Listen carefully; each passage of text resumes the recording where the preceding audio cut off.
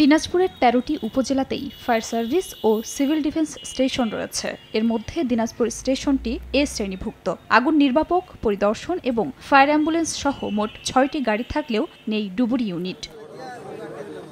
জেলায় কোনো দুর্ঘটনায় ডুবুরির প্রয়োজন হলে রংপুর ফায়ার স্টেশন থেকে আনতে হয়। এতে দুর্ঘটনায় জানমালের ক্ষয়ক্ষতি বেড়ে যায়। এ বিষয়ে দ্রুত ব্যবস্থা নেওয়ার দাবি এলাকাবাসীর। আমরা ডুবারও পাই না, বাইরে থেকে আমাদেরকে ডুবারও আনতে হয়। ডুবুরি দলের অভাবের কারণে বিভিন্ন জলাশয়, বিভিন্ন পুকুর, বিভিন্ন নদী নালায় আজ বাচ্চা কাচ্চা বড়রাই ডুবে মারা যাচ্ছে। কেউ যদি ডুবে যায়, ফায়ার সার্ভিসকে ফোন দিতে দিতে আস্তে আস্তে মনে করেন যে আপনার ওই একদিন লাগে যায়। অতি শীঘ্রই ডুবুরি দল নিযুক্ত করা হোক। কর্তৃপক্ষ বলছে ডুবুরি ইউনিটের জন্য মন্ত্রণালয়ে প্রস্তাব দেওয়া হয়েছে, তারপরও মেলেনি কোনো পদায়ন। ডুবুরির অভাবের কারণে আমরা তাৎক্ষণিক তাদেরকে আমি সার্ভিস দিতে পারছি না। চিঠিপত্র দিয়েছে, আমরা আশা করি হয়তো বা আমরা পাবো। ফায়ার সার্ভিসের তথ্য মতে নদী এবং পুকুরে ডুবে গত ৬ মাসে দিনাজপুরে ২৭ জন মানুষ মারা গেছেন।